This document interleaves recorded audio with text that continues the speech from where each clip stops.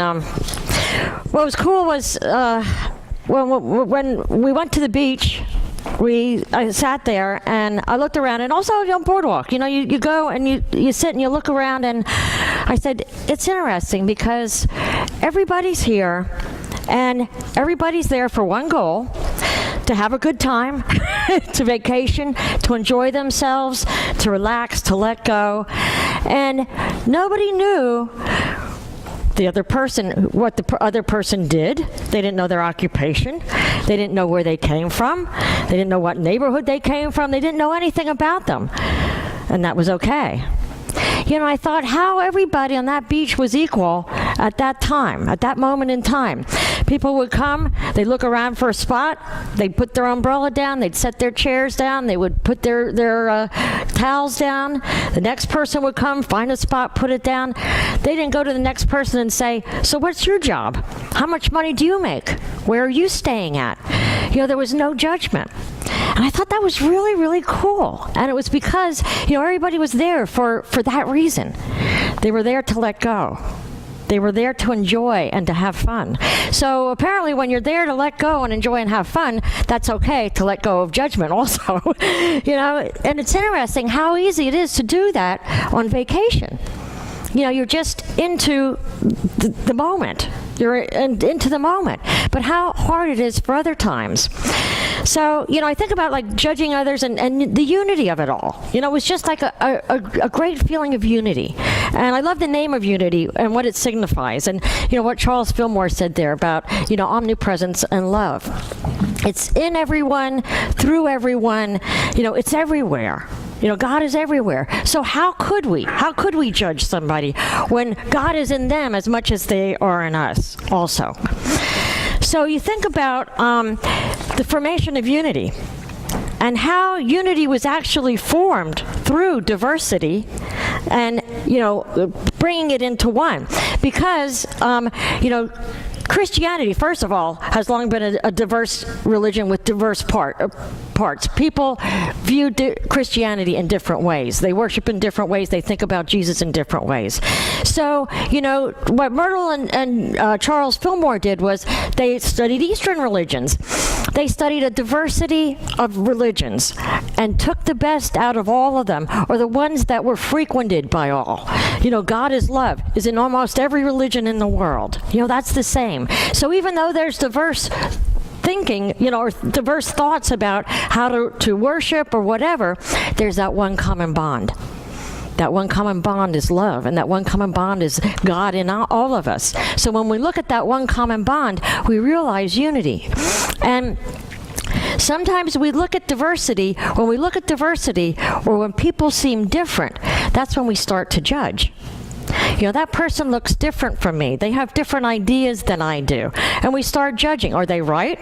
Are they wrong? How are they different from me? Instead of looking and saying, how are they the same from me? And this whole idea for this message has been brewing, a couple of months ago, actually, when we decided to do a little bit more, be more active in the Reading Pride celebration this year. And I went to one of the meetings, and they were talking about last year they did, or other years, they did a church service along with the Pride celebration. They did it like on a Saturday evening, and then they had the Pride celebration on a Sunday. But this year, they're going to do it different. They have the Pride celebration next Sunday, but they're going to have the church service in October. And Unity had actually said that they could use our space, but our space is going to be too small. But we did want to be a part of that. So we went to some of the meetings, and they talked about the churches in the area which were O&A. And they said, well, this church now is O&A. Did you hear that? It's O&A. And they said, well, this church, they've been O&A, but this church, now they're becoming O&A. Did anybody ever hear of O&A? No. And I said, everybody was that was talking about it. They seemed to know what it was, and I kind of felt a little silly saying, I hate to say this, but what is O&A? These churches are O&A. What is O&A? And it's open and accepting, or open and affirming. I've heard somebody say open and affirming also. So I thought about that, meaning that they were open and accepting of gays, or opening and affirming of gays. And I thought about that, gave that some thought. And now Unity has long been a diverse institution, a diverse organization, accepting everyone. And I thought, why haven't I ever heard of O&A when Unity has been that way? And I thought about it. That's why I never heard of O&A, because Unity has been that way. We didn't have to make a decision to be that way because we were that way. And I thought about that. What made us that way is because we're looking at what's important when somebody walks in that door. And what do we see when somebody walks in that door? We see the Christ Spirit. We see a human being that's coming to expand their spirituality, to, unite with their spirituality, to really, get in touch with their spirituality. And when we see that, we don't see anything else. And it's almost like to be O&A, you're looking at it and you're saying, well, you're wrong. Or you're not necessarily you're wrong, but there's something different with you. There's something different with you, but that's okay. We're going to accept you anyway. And we're going to affirm your existence or affirm your being here anyways. So really, it's like a judgment has to happen first, and then you become accepting or affirming. And I thought about that, how many times, we say, oh, we're on a personal level, and myself included is, I'm accepting of this, I'm accepting of that, or whatever. To be accepting is, we almost have to judge to begin with that something's wrong. We have to judge that something's wrong or something's different, instead of seeing straight through that difference. And I think that's where, Jesus became Jesus. He became Christed because he never even saw any differences. And that's what we should strive to be. But Jesus did teach in Luke, he said about judging others, do not judge, and you will not be judged. Do not condemn, and you will not be condemned. Forgive, and you will be forgiven. Give, and it will be given to you. A good measure, pressed down, shaken together, and running over, will be poured into your lap. For with the measure you use, it will be measured unto you. He also told them this parable. Can the blind lead the blind? Will they both not fall in the pit? Why do you look at the speck of sawdust in your brother's eye and pay no attention to the plank in your own eye? How can you say to your brother, brother, let me take that speck out of your eye, when you yourself fail to see the plank in your own? You hypocrite, first take the plank out of your eye, and then you will see clearly to remove the speck from your brother's eye. Whenever we judge at all, we're not seeing the plank in our own eye, but we're seeing, we're seeing something different. And it's a matter of getting to the point that we don't see anything different. I want to read this story. I think that will really get my point across, and it got this one pastor's point across. It's the lesson of a homeless man. It was a cold winter's day that Sunday. The parking lot to the church was filling up quickly. I noticed as I got out of the car, fellow church members were whispering among themselves as they walked in the church. As I got closer, I saw a man leaned against the wall outside the church. He was almost lying down as if he was asleep. He had on a long trench coat that was almost in shreds, and a top hat on his head, pulled down so that you could not see his face. He wore shoes that looked 30 years old, too small for his feet, with holes all over them. His toes stuck out.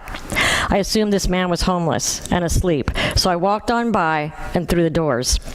We all fellowshiped for a few minutes, and someone brought up the man laying outside. People snickered and gossiped, but no one bothered to ask him to come in, including me. A few moments later, church began. As we all waited for the preacher to take his place and give us the word, the doors of the church opened. In came the homeless man, walking down the aisle with his head down.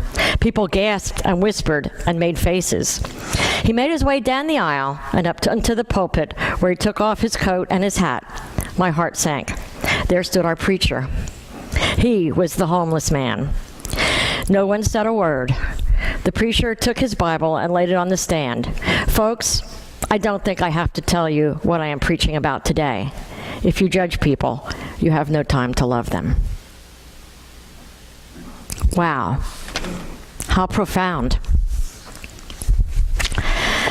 And it is, taking that time, and I thought about, as we were sitting on the beach, how neat that was to watch people And to smile as you watch the kids playing and building their sand castles, and to see the person aside of me watch that and smile too, and just to feel the togetherness, even though we weren't together, but just to feel the unity and to feel the non-judgment. Go ahead. Your eyes were open. Yeah. I was say love unconditional, like all that is that, without any condition. Yeah. Once you put a condition, I will love you if, that's a condition. Yeah. And unconditional love is what we strive for.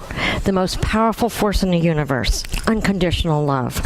And in the Revealing Word, what Charles Fillmore says about love, it says, love, the pure essence of being that binds together the whole human family. Of all the attributes of God, love is undoubtedly the most beautiful, just like he said in there.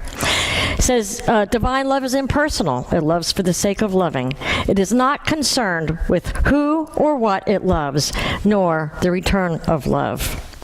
Love is an inner quality that sees good everywhere and in everybody. And that's, judge not, but when you judge by righteous thinking. It's a matter of judging through and saying, there's good in everybody. I see the Christ in you. And we say that. We say that, we behold the Christ in you. How many times, though, do we step back then and judge? And it's a matter of dropping that judgment and really sticking to, I see the Christ in you. Because what happens when we acknowledge that? That's what that person becomes.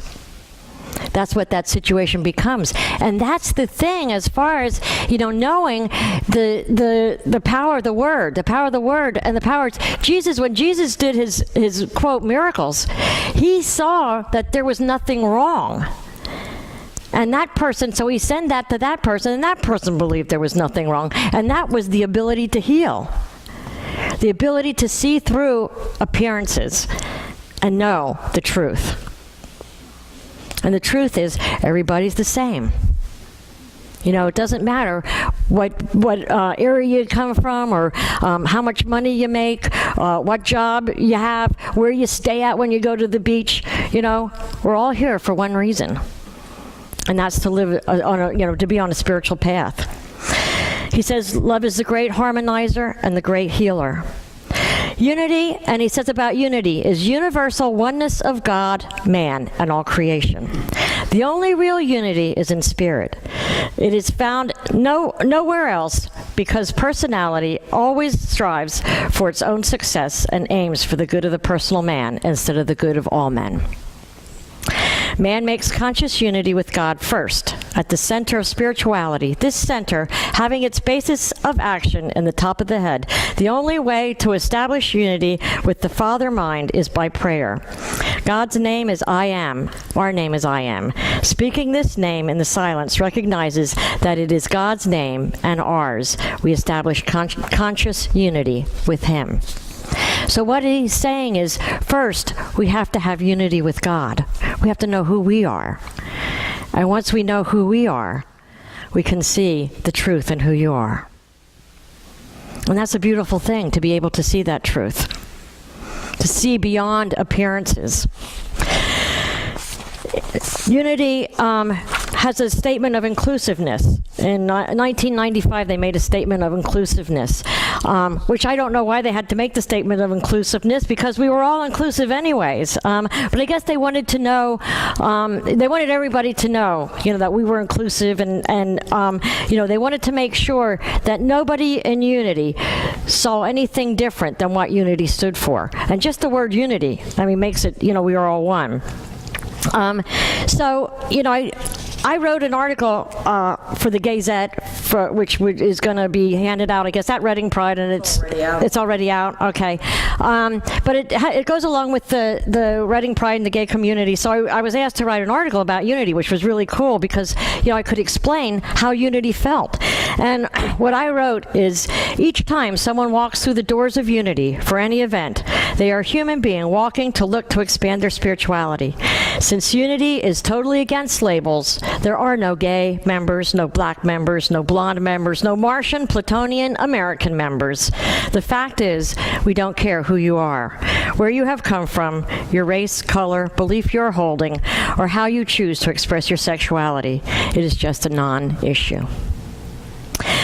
When we talked about the O and A, I know Sue made a comment, God isn't judging, but the congregation is. And, that's the thing is when a congregation or whatever gets together and decides who they're going to accept into their congregation, let's look at what God accepts.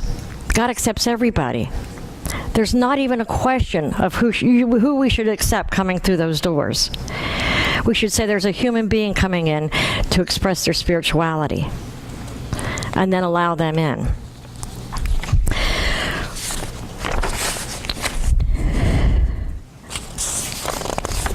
Too many times we think about conformity as a good thing. We want people to conform to our beliefs and our thoughts. And we don't look at diversity. We look at diversity as a bad thing because they're not conforming to our beliefs and our thoughts. This is your buddy Bashar wrote, unity in a society does not come from conformity. Unity can only come from granting equality and validity to the infinite diversity of all individuals. The universe is infinitely diverse. Every being has their own way of exploring the idea of infinite creation, and all these ways are equally valid. When a society encourages the unique expression of each individual, that is when the society is strongest and most unified. When you grant equality and validity to everyone, you're granting equality and validity to all aspects of creation. And as a reflective result of this, the entire creation supports you in everything you do as well. It's a matter of, unity comes from being non-judgmental. And non-judgment comes from loving. It's a matter of loving first, because when we love, we have, like in the story, when we judge, we have no room to love, because we have that thought of judgment instead of that thought of love, and we can only hold one thought at a time. So it's a matter of making a choice. And we can make that choice when we find ourselves starting to judge or starting to question. What do they do? Who are they? That kind of thing. We can stop and say, it doesn't matter. They're a human being on a spiritual path. You must smile first before the mirror reflects back to you. Yeah. And you have to love first to be able to love. Yeah. There was, I was listening to this CD on the way home, and it said about a pastor who retired and had all these letters of thanks and love that he was given after he retired. And it was he had retired 5 years ago, and he sat with the interviewer and he said, I haven't opened any of them. And he said, this person that expressed love and showed love to everyone was unable to accept love. And when we speak of love, it's not only a matter of expressing love, but it's the ability to receive love. And that's something else I learned on vacation. I'm always a giver. And, I wanted to take my kids out. My kids went on vacation. We all went on vacation. I wanted to take them out just so that we could have a meal together and, pay for it and everything. And they sat me down and insisted, no, we're taking you out, and you're going to let us do this for you one time. And it's a matter of accepting. If we can't accept somebody else, if we can't love somebody else, it's hard to love ourselves. We have to love ourselves. We have to accept love. It's a circle. And that's what Jesus is saying when he says about, judge not, you won't be judged. Right? We got to do it all. It's a complete circle. We got to judge not, love more. Judge not, love more. when we talk about conformity too, I love this thing when Abraham says, if everybody's the same, we could have a bunch of weak people, and they're not going to make it any stronger. A bunch of confused people will still be confused. They're not going to get any smarter or non-confused if everybody conforms to the way one person is. We want diversity. So if we want diversity in some areas, why don't we accept diversity in every person? Why can't we allow every person to be who they are and to be what they are? And that's one big thing I had to learn also is, not only in people that we don't know, in other faiths, other religions or whatever, but people that we know that are close to us. We have to realize that they're their own person. And they can have their own ideas. They can have their own beliefs. And that's hard sometimes when we have kids because we think that we need to know, they need to conform to what we think. But they're on their own path. And actually, when we allow them to be on their own path is when we are united. Because we're allowing them to do what they want. We think of unity as being everybody with the same thought, and it isn't. It's allowing everybody to be themselves. That's what unity is. This is a world of contrast. No black if there were no white. Yeah. Yeah. To have contrast. Exactly.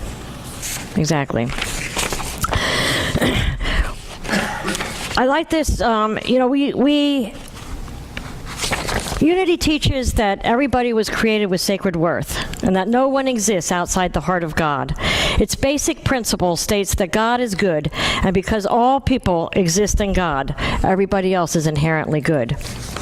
So, when we think about the good in everyone, and we question why is it anyways that we judge? A lot of times the judgments that we have are passed on from parents, grandparents, from our tribal beliefs, our religious beliefs, our country's beliefs, whatever. That these people are wrong, we're right, we have the best this, they don't, and everything. And it's a matter of stopping and thinking and living our own life and realizing that now we're big kids and we can make our own decision. We can love instead of judge. I like this little story, and I'll end with this, with the ritual cat. When the spiritual teacher and his disciples began their evening meditation, the cat who lived in the monastery made such a noise that it distracted them. So the teacher ordered that the cat be tied up during the evening practice. Years later, when the teacher died, the cat continued to be tied up during the meditation session. And when the cat eventually died, another cat was brought into the monastery and tied up. Centuries later, learned descendants of the spiritual teacher wrote scholarly treatises about the religious significance of tying up a cat for meditation practices. And you laugh at that story saying, how bizarre is that? How bizarre is that? They tied it up to be quiet. Now all of a sudden, it's a religious practice. But how bizarre is some of our thoughts? Some of the things that we judge, how bizarre is that when you really break it down? It's because somebody else made something up and we followed along and added to it. So it's a matter of, getting down to grassroots, or getting down to God is love. God is love, God is good, God is in everyone. And it's a matter of bringing whatever you have on the beach, bringing it home. And realizing that it doesn't matter where somebody else lives. It doesn't matter what job they do. It doesn't matter where they came from. It doesn't matter what they did before. All we see is the Christ within. And once we see that, it allows them to become that. We're opening that up for them. And that's the thing that sometimes we don't understand, that what we put onto somebody, they take it, a lot of times they take it on. But if we see the Christ in them and we see the good in them, it brings it out. And we allow them to be even more than that, what they can. And that's what, I hope that people, when they walk through that door of unity, see here. That they don't see anybody judging.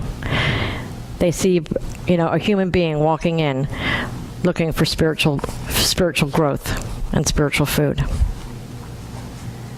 So, it's a matter of love.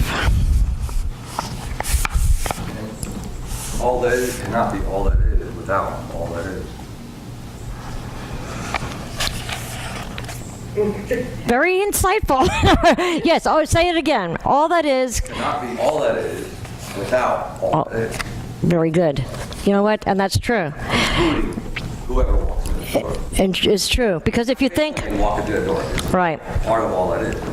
all that is a finished puzzle. And if you have one piece missing of that puzzle, it's not a complete picture. Correct. So, you know, to say that somebody doesn't belong, to say that somebody isn't worth it, to say that somebody, you know, does not fit in, how can that be? Because that would be that missing piece of the puzzle. And people get very, very, you know, there's people that will put puzzles together, and that's their hobby, and that's their dedication. There's websites dedicated to people looking for pieces of a puzzle that they put together and are missing, because it frustrates them. They put it all together, took all that time, and there's a missing piece of the puzzle. But yet, we're sitting here, you know, people are sitting here, not here, but I mean people are in this world saying, this group doesn't belong. This group is wrong. This group doesn't deserve to, you know, do whatever. Yet they're as important piece of the puzzle as anybody else. And without that, the world wouldn't be what it is. You know, and that's the thing. We need that diversity for everybody to be who they are and for the world to work together. So, you know, I'd like in the meditation, I'd like you to take some time to think about a group of people or a person or whatever that you're still holding on to some judgment about. And take it into meditation and really pull that into your heart and see the Christ in it. And the Christ in that situation, the Christ in that group or in that person, and realize that they are just as important a piece of the puzzle as we are. And without them, life wouldn't be the same. Because no matter what, you know, if they're in your life, you have attracted them for some reason. That reason might be growth. That reason might be to change. You know, it might be to see the love in a person. So let's take this time into meditation and think about the unity and wholeness. And I'd like you to take some time and get comfortable in your seat.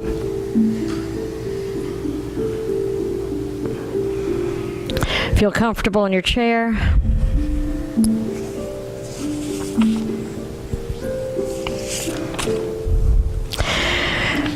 Take a deep breath in, close your eyes.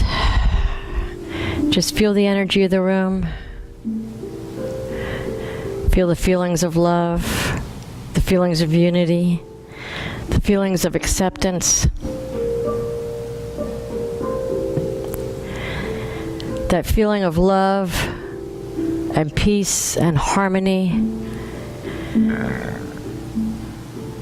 And the knowledge of that Christ within.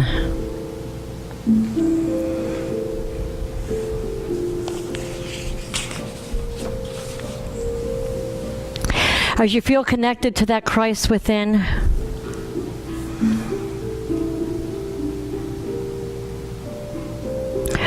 I invite you to imagine yourself sitting on a beach,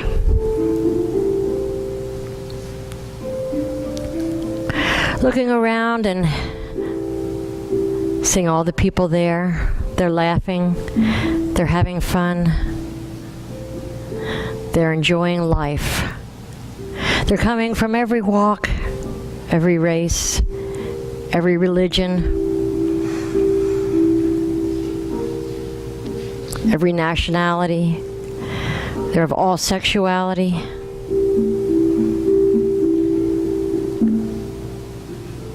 They may have different beliefs about God, different beliefs about politics. But at this point, you let everything go. And you look around and you see the beauty of it all.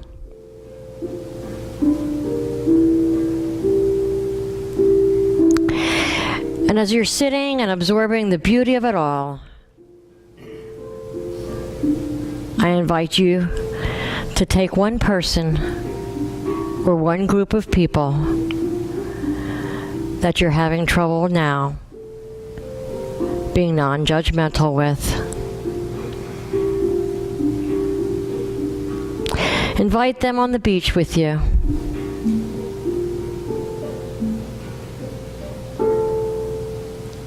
See them play. See them have fun.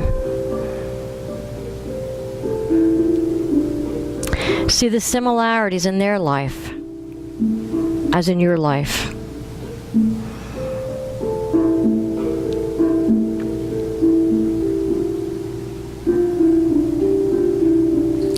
Know that they're a very important part of your puzzle.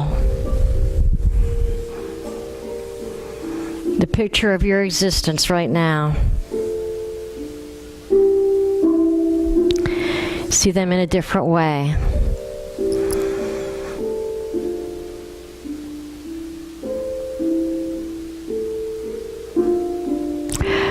Allow yourself to live in love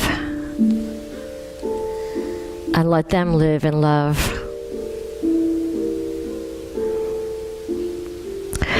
As you feel yourself let go of judgment,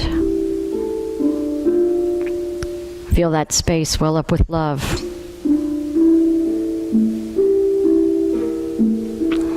As you look at your own family, at your own friends, feel a new kind of love for them, for as you replace that judgment, you increase the love for everyone.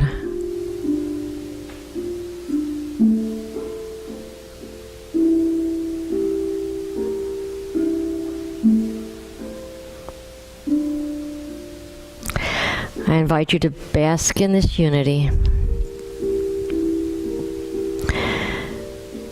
Basking in the knowing that we are all one. We are all worthy. We are all good. We are all a piece of God. And so it is.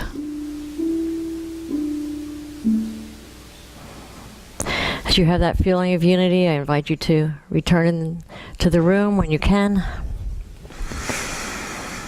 Open your eyes.